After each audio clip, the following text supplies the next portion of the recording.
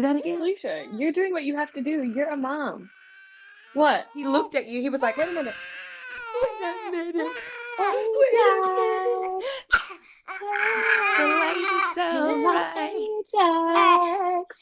but they never blind me. You're the man of the hour. Ajax. You can get anything you want. Hey, Ajax. You're the man of the hour. Ajax. You can have anything you want. Cause we love you, yeah. We say Ajax, Ajax, Ajax, Ajax, wife, Ajax, Ajax, Ajax, Ajax, Ajax, Ajax. You want to see stuff? Ajax, Ajax, Ajax, Ajax, Ajax, Ajax, Ajax. Oh my gosh, Silly likes the music. Ajax, Ajax, Ajax, Ajax, Ajax, Hello and welcome back to another episode, a new season of the Salisha Show. I'm your host, Salisha Thomas, and I'm so happy because this is a new day. This is a new exciting frontier. We've got TyNia Brandon on the call, and this is my girl. Like we are homies. This is the homie. And we've got Ajax on the call, and that's really I don't know how long this is gonna last. Truly you guys, the man of the hour. But I don't. Give me a second. Ajax. All good. Ajax. Ajax. Ajax. Ajax. Ajax. Ajax.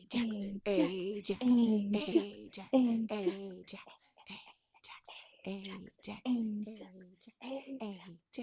Ajax. So I will give TyNia a proper intro, but for those of y'all who are listening or who are watching, I have my 6-month-old Ajax on my knee right now because I'm only in New York for a short amount of time. These are my recording hours, and my husband had to go out of town for a gig. And we do have a babysitter, but they're just meeting, and he is on the precipice of either being Klinger 500 or being super independent. And today, he's a little Klinger 500. But also, like, off camera, I just have to say thank you to Juliana. What's your last name? Barlow. Juliana Barlow. We're both Cal State Fullerton alum. And the way we met was kind of serendipitous. Like, we met at Cal State Fullerton when I did like a class there.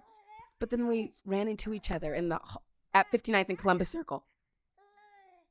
And so I'm so grateful that you're here. And I'm sorry that he is giving you a hard time. If it helps, he's also giving me a hard time. So it's like... And Carla, who will be editing this episode, I don't know how many of these screams you're going to be able to edit out, but SOS.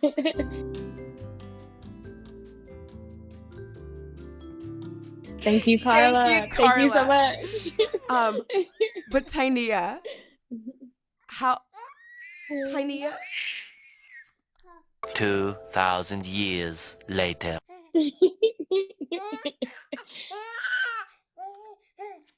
Salisha, tell me this. You've been a mom now for 6 months. One of my good friends, Ashley, she told me that she loves being a mom, but she hates parenting. Ooh. How have you experienced being a mom and a parent to Ajax for the last 6 months? I really did not know what to expect.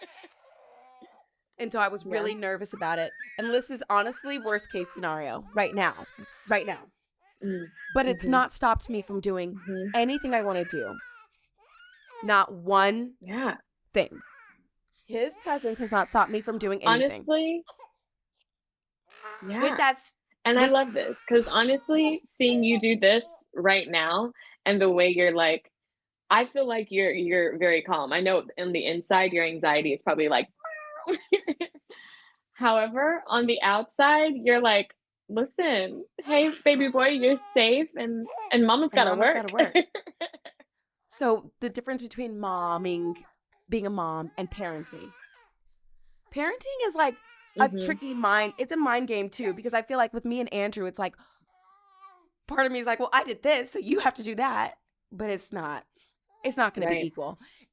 Right. And there's times when he's picking up the slack for me, or I'm picking up the slack for him. You know, I've had to work plenty of times, and so he was there taking care of everything. And now he's working right now out of the state, and so here we are. All right. So being Ajax's mom Yes. has been so fulfilling, has been so gratifying, and it's not something that I would ever have been able to anticipate or expect, because being a performer, being a mom was not on my bucket list. Being a mom and a performer wasn't on your bucket list? No. Or being a mom and a performer was not on my I bucket list. I was like, 30s, I'm in my prime.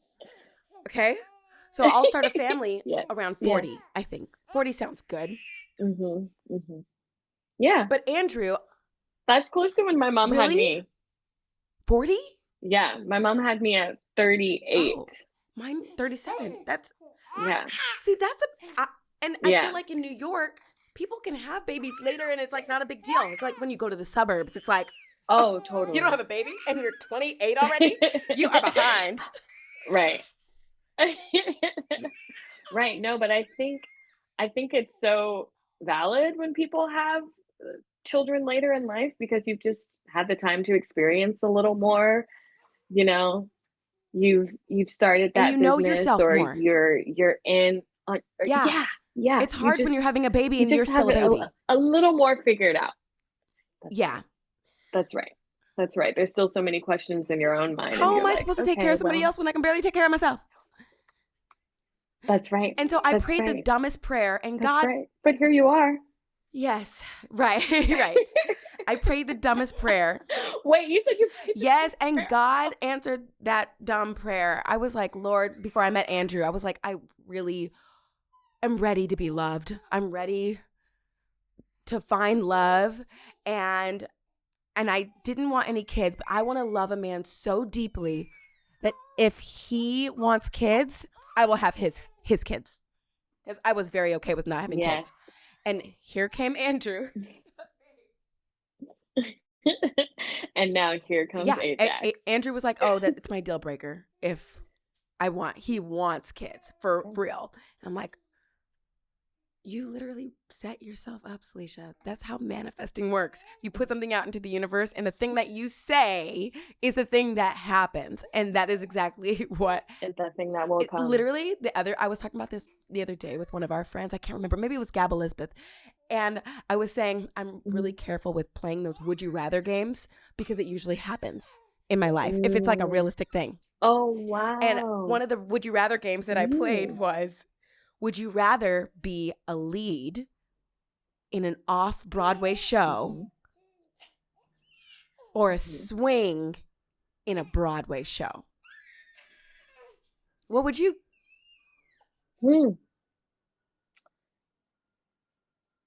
I mean, honestly, both. I don't like to limit myself. And that's the correct answer. That's the correct answer, because when you answer the question and you like internalize it, it happens. Yeah. And so I have been a swing in a Broadway show, which was great. Enjoyed my experience every time I did it. The times that I saw you do it. You were awesome. Thanks. That's sweet. But also, like, would I want to be a lead in an off-Broadway show? Sure. I want to be a lead in a show, period. Off-Broadway, regionally, on Broadway. See, I do know. Yeah. But so I did this game, and then I was brought, what is it called? Faced with an opportunity. I got 2 offers on the same day. Either you can play Diana Ross in Trevor off Broadway, or you can be the swing in the Britney Spears musical on Broadway.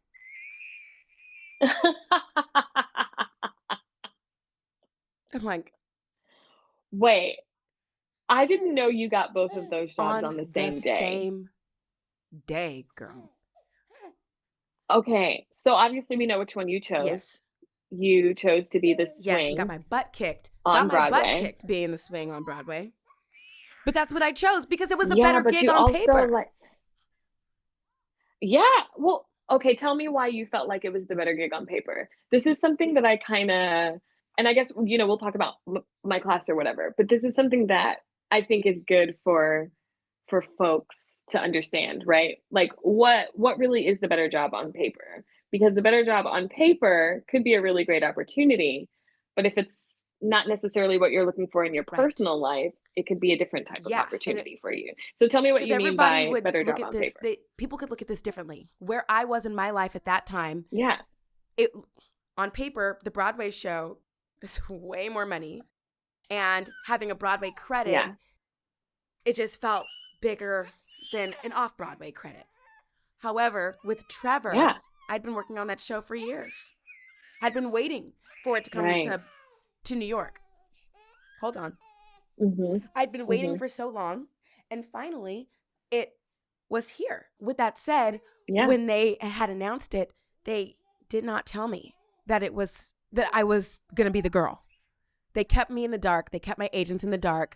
And so I went to an audition not trying to book anything. I know how to go to an audition and throw the audition while looking like I still did a good job if I don't want the job.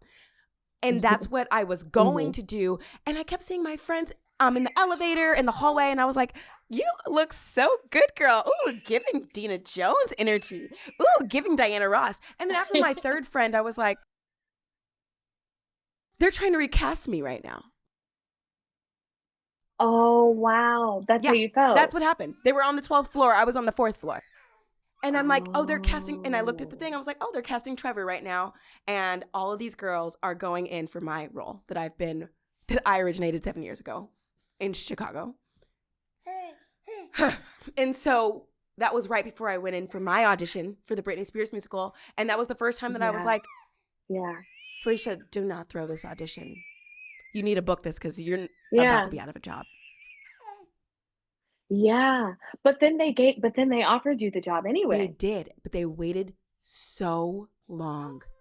And the day before I got the offer, Mark Bruni, our director from Beautiful, was like, who was the director for Trevor, he was like, Salisha, I'm so... Well, no, actually, he said sorry later when he realized that I had to choose not that job. But he said, your offer is coming tomorrow. Sorry, it took so long. But it was too late. It was... Yeah. Yeah. I'm so curious as to like what happened behind the scenes. And we both know that like a million things can happen. There's a million reasons why you do get a job and there's a million reasons why you don't get a job, right? And I wonder what the millionth reason was at the final hour to say, hey, the job that was already yours, it's yours. Well, again. I think if you want it. Gosh, I guess I can't. Can I get in trouble for this? It's not like I I don't have no know. idea. This is so long ago. I mean, Trevor is not currently in production off Broadway right now. I think the team, I don't know. We all had great rapport. We all loved each other. Trevor the musical, like we were a family. We were. Yes, and the show was beautiful. Yeah. And we know and love the woman who did end up playing Diana Ross. We know and love the woman who and she, it's on Disney Plus. And love. She did a great job. It's on Disney Plus. She looks fantastic. Go see Yasmine play Diana Ross and Trevor. She sounds fantastic. She's great, and I was able to go to the premiere and root her on. She was flawless. She was so great. So that goes without saying. Yes. But I think so.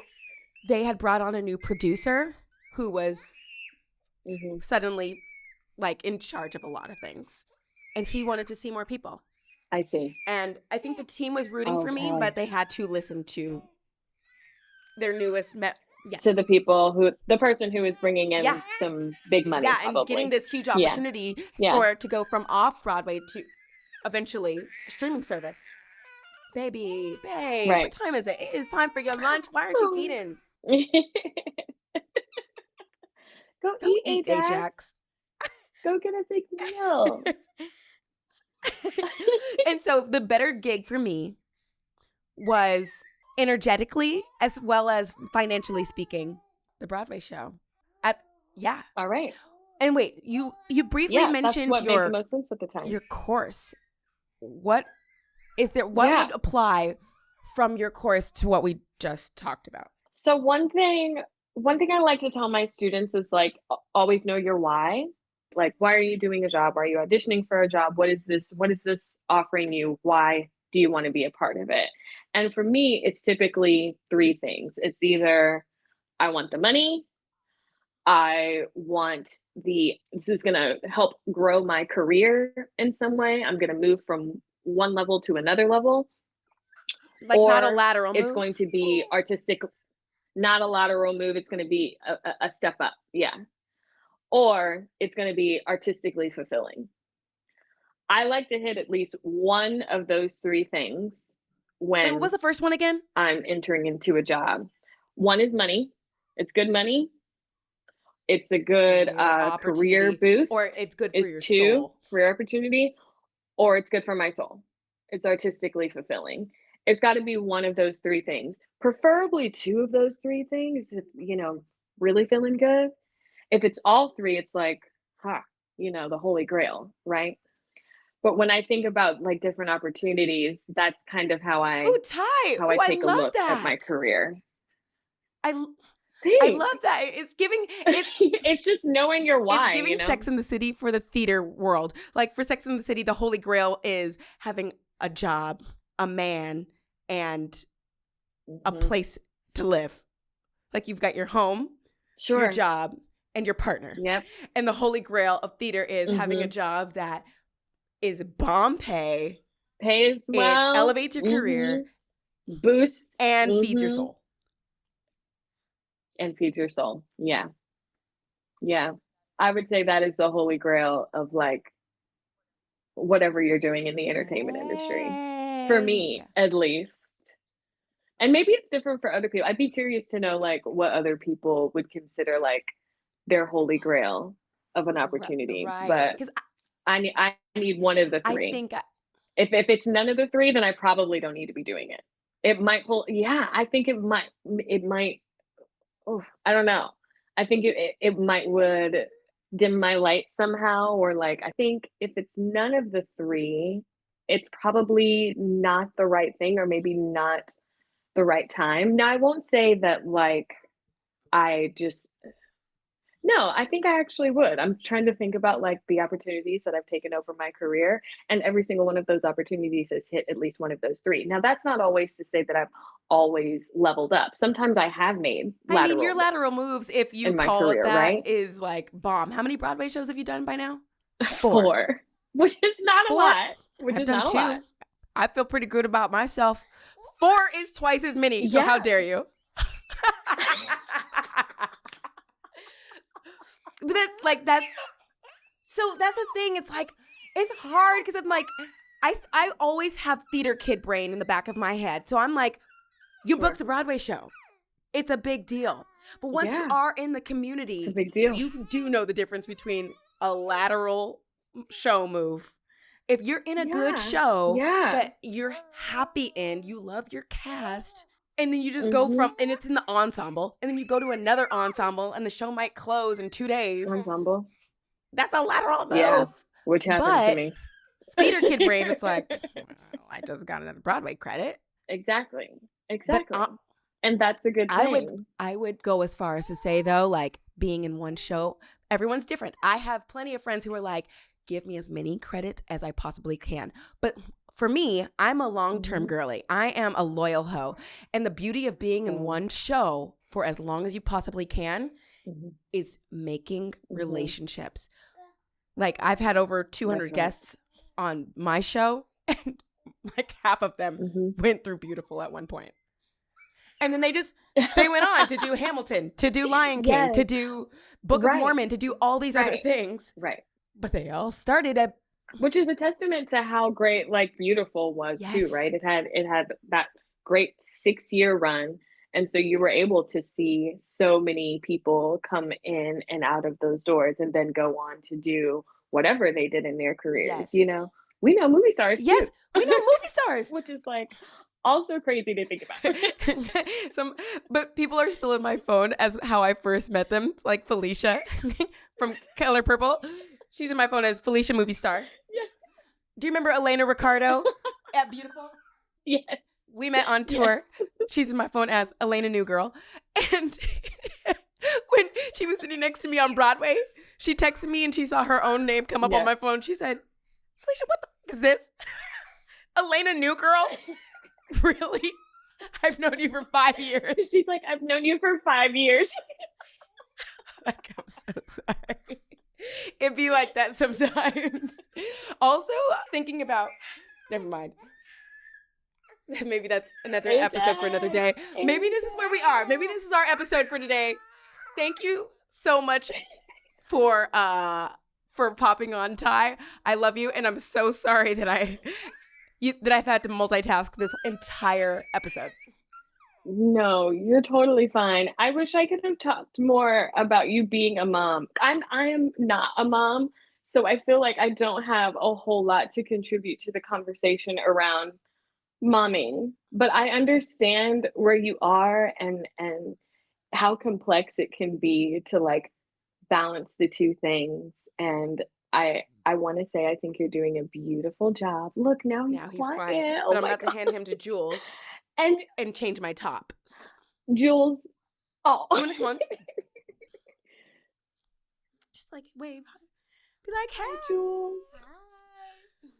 Hi, Jules. She can't hear you. Thank you so much. She's like, hi, Jules. Oh, she Thank can't you hear so me. much. And I'm happy to help. Happy to be yes. okay, we're gonna do this handoff, and then I'm for gonna caring just for the like maybe kiddo. take this top off or something. And I don't know what's gonna happen the next hour and a half, but we're just gonna bust these out, and hopefully I can't hear him crying. Yeah, because it like really does something to my heart. So I think we're gonna just keep this stream going, and then once it ends, Carla will split it up for us. Thank you, Carla. Thank you, Carla. Thank you, Carla. Thank you, Carla.